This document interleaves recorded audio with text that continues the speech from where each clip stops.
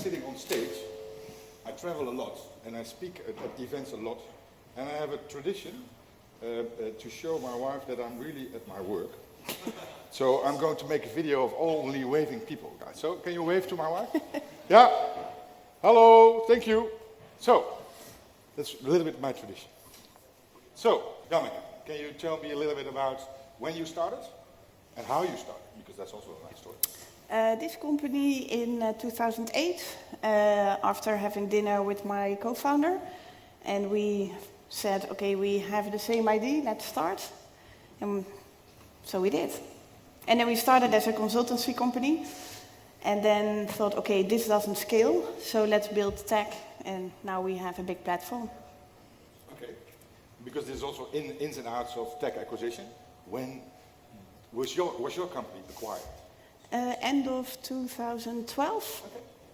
So just 1 week before I had my first baby, we signed. 1 week before? Yeah. So busy week. Yes. Jochem. I must say I'm really surprised I got invited for this panel. I sold my company to Apple, and you know I'm not supposed to talk about it, so it could be slightly boring. Is it still valid? Of course. Yeah? Yeah. For how long? So I'm going to say like, I'm sorry, I can't answer that question. Well, or you say, I heard from a friend. I heard from a friend. Yeah, I heard it from a friend. This is better. Okay, fine with me. So, my first question is, why the hell did you sell your company? Janneke. We had a certain idea what we wanted to achieve with the company, and selling it made that possible. Because aside from selling it, we also got a huge investment from the strategic partner we sold it to. And at that moment, were you already cash flow positive? You were already making money? Depends how you look at it. So no. In certain markets, yes, but we were still opening up new markets, investing a lot of new areas for our platform. So then, definite no. And in hindsight, did they enable you to accomplish what you wanted to accomplish? For a large part, yes, except they are also now acquired by another company, Swisscom. So the acquired of your company has also been acquired by Swisscom. And that gives us additional advantages. They just invested 10 million in the company for this year. So we have now a much richer dad, so that's really good. So how many people were working at your company in 2012, and how many people are working right now? I think 60, 70 then, and today 150. Okay, so you double up. Okay. Jochem. Yes, what's the question? I have to give you like a warning. Did you see Gary V? Just yeah. So I was seeing it with a bunch of friends, and they told me to use a lot of swear words so that I would hit it out of the park. So I think that's some fucking good advice. Thank you. And they were like taking shots every time I say fuck. So fuck. Okay. Fuck. I just want to get them really drunk in 20 minutes. So we only have one door at the exit, so that will be problematic to get everyone out. Anyway, what was the question? So, when did you start it? We started our company in 2010 and sold it in 2014. And there's a little bit more to it because we started as a publisher and then we turned into a software company. And so if you look at the software company, it's probably more like 2012. We sold in 2014, so it's in like 2 years' time. In 2010, how many, so it's a little bit different, but you started in 2010 when the company was acquired by Mr. A. How many people were working at your company? About 20. 20? Yes. And now? At this point? Still the same? Well, the company that we sold to Apple is gone. It's, of course, absorbed by Apple. Yeah. And I got back and started working at TRVL again, which is the publication. And we are now, 10, 11 people? Yeah. And it's also the same question to you, why the hell did you sold your company? So what happened is we launched like a real launch, and then everything happened at the same time.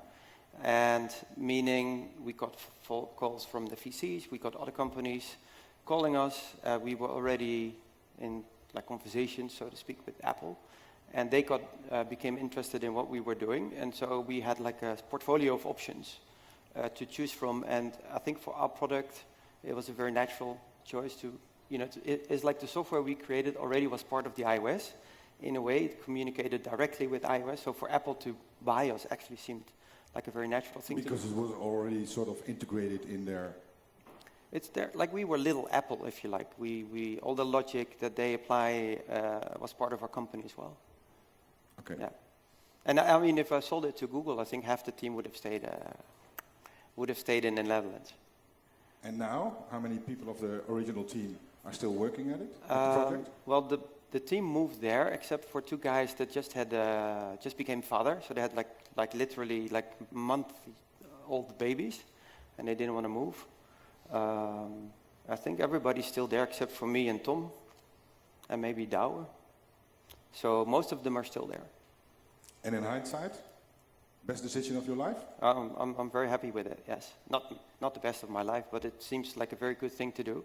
And as I said earlier to somebody here in the audience, there are no losers. So it's like everybody wins. Everybody gets something out of it. And then what we build is integrated in iOS today, so potentially billions of people are using it, and I don't think that we could have achieved that on our own. Because Janneke, when you started, was it a funded company by external investors, or did you fund it yourself?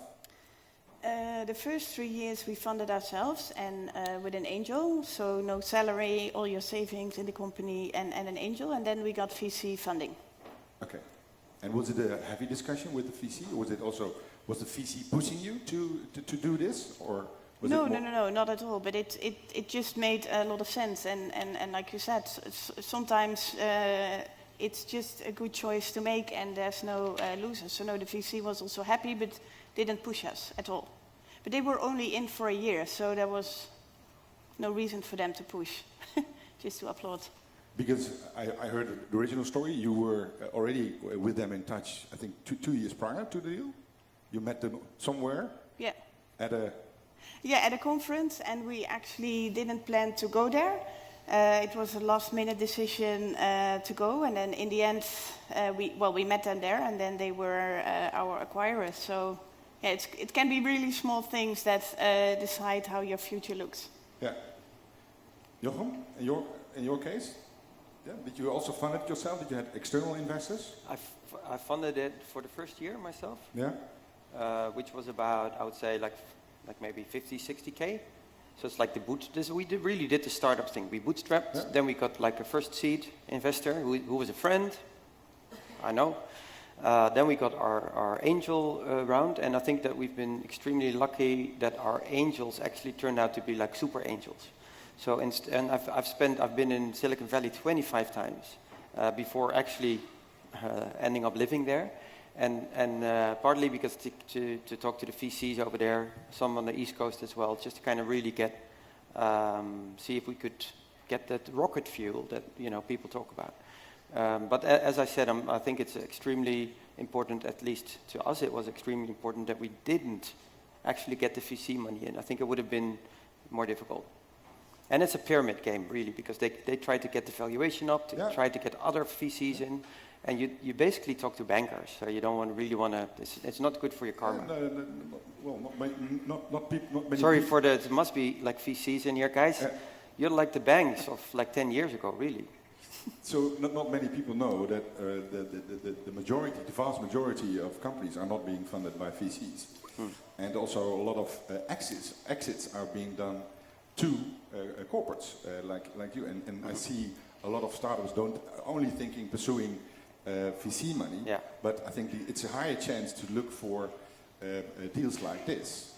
I would, my vision, well, at least in the Silicon Valley, but it applies to other parts, like territories as well. Mm-hmm. You got a lot of companies, and they have like a budget for R&D, and instead of actually having teams working on stuff, they just have people, business developers, or whatever you want to call them, looking at other companies, small companies like ours, like what they're doing, and as soon as you hit a certain threshold, they'll just buy you, and that's how they spend the money. Instead of doing development themselves, that's their philosophy. Yeah, that's increasing, of course. Yeah. Okay. That makes sense. It makes sense. You both are now, I know Janneke is quite active as an angel investor, because we're all, a lot of startups are complaining of the, not only Dutch, but the European seed investment climate. And everybody is looking at the model of the Silicon Valley, exits flowing back into the system, etc., etc., etc. Are you also going to flow money back into the system, Jochem? It's actually the first thing I did. Okay. And but I'm not going to do it anymore.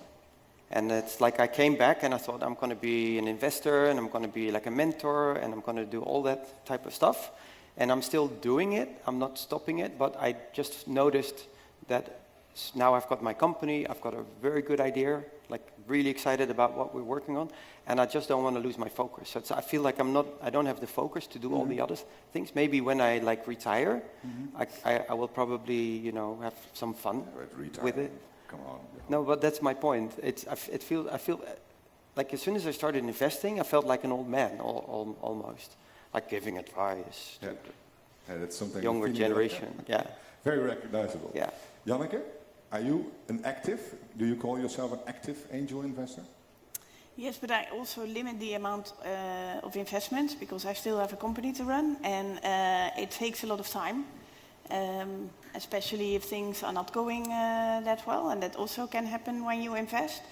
So I try to limit them so I can give them the right attention and also enough time for the company. Yeah, focus, Yeah. I always say. Okay. Janneke, so emotionally, so you built a company, you started it from scratch, and then suddenly a big corporate comes along and acquires you. Yeah. And then the next day instead of being a entrepreneur, you're on the payroll. No. I know. I'm teasing you also a bit. Yeah, no, you're still an entrepreneur. And what was really important for us is that we were, as a company, completely independent. Because as an entrepreneur, at least for me, it's impossible to deal with corporate BS. I can't handle it, and so we have somebody that deals with that, because it makes me crazy that we all know option A is the best, but then we do B just because. That doesn't work, and I don't think any entrepreneur can handle that. So I think it's important to recognize that and make sure that you're kept away from these things, so you can focus on building the company, focus on what you're good at. So you still have the feeling that you're the entrepreneur? Yeah, as soon as I don't feel that I can do that, I'm gone. I'm not suitable for the corporate ladder, not at all. Jochem, in your case? I thought it was amazing, like really, really awesome that you sell something and you're still allowed to kind of work on it. So instead of kind of going, okay, now it's yours, I felt like very privileged to be able to spend more time on it and just get it right. So to me, it's not like, it's easy to work in a bigger company, but I had a purpose. So I just applied, that purpose to what I was doing, and then when the project was finished, I was gone. So this kind of emotionally. Emotionally, no. Yeah, I cried a couple of times. Yeah? Is that what you mean? No. Sorry, what do you? It's what also, emotions? What do you mean? I What can are imagine. If you, same with Janneke, if you work on a daily basis, and suddenly it disappears into the.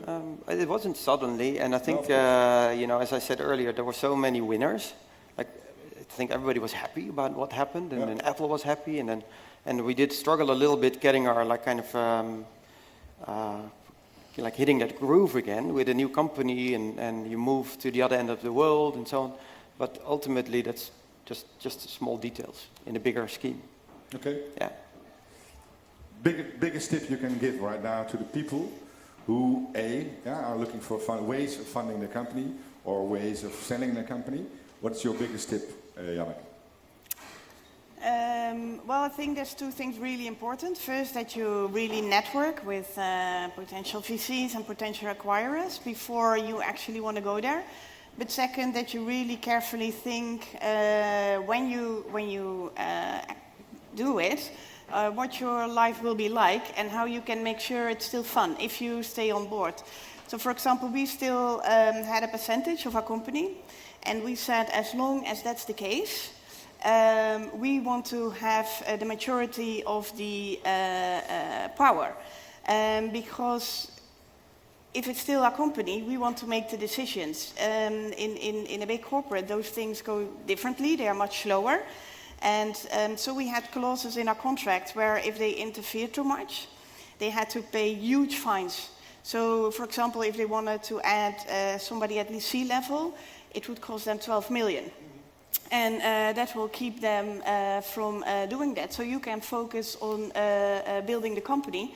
Plus also for them, we were strategically really important. So there were a lot of people in that company that wanted to have coffee.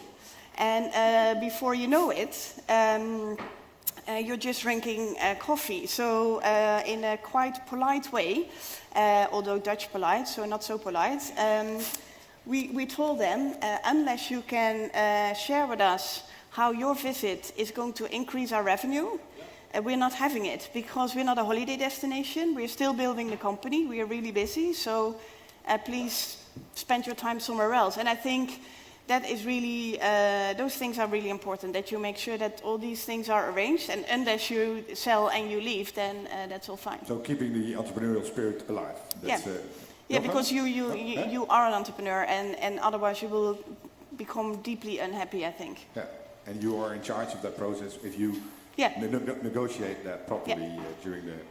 Jochem? And the question again was... The best tip you can give to people who are now starting a business, finding investors, or maybe looking in ways of with the purpose of getting acquired by another company. No, I don't think it's a purpose, in my opinion. But So there's, to Janneke's point, I think that just to get in touch with a lot of companies and be open about what you're doing, share, build trust is very important, and to be what they call investor ready at a very early stage. Yeah. Just make sure that you get your shit together. Your house on order, I always call. I'm sorry? Your house in order. Yeah, just Monthly, make sure that you got your systems up, and that builds trust as well, and that means you can move fast. And they might like what they see from the outside, but they really want to look in the inside. They really want to turn your inside out before they take a decision. Okay. Yeah. Okay. Janneke, we need to finalize. Anything to add from your part? Well, I think earnouts are an important topic very often. And what I found is that when the earnout is just based on you are staying there, that's fine. If your earnout is based on KPIs, you need to be very careful on how you define the KPIs, because you can get in a situation where the KPIs are not matching what is best for the company. So then you're sort of torn between two things. As a shareholder, you need to focus on KPIs. As manager of the company, there's other things that are much better to do. Yeah. And so these KPIs can really become a big burden. So think about them. I actually think there shouldn't be any, but that's also because I would never stop working as passionate on the company as long as I'm there, but maybe other people do. Of course. Jochem, anything to add? About what I'm doing now? Yeah, maybe. You're now with travel. A friend of mine is now working for you. Exactly, he's so there. Is Arthur already in the room? Okay, we need to drink a cup of coffee. I want to, it's not my own slide, but this is the company that I work for now. It's TRVL. If you go to trvl.com, it's where you find what I'm going to tell you now in 30 seconds. We created a peer-to-peer travel booking platform. It means you can book trips for your friends and earn up to 10% in return. So all your recommendations can go online. You send a link to your friend, he books the trip, and you get a 10%. a peer-to-peer model, like Airbnb, empowering people to become hoteliers. So you're going to You heard kick, of- Booking.com? You heard of Uber? Yeah? No, yeah, it's Yeah. some... So you some basically, tech, what you US. do is you empower people to become something, and we are empowering people to become travel agents, but also as startups, and that's why I just quickly want to mention this.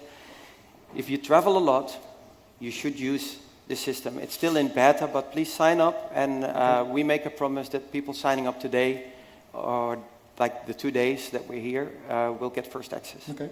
I would like to thank you, dear panelists. I learned a lot. And yeah, let's give them an applause.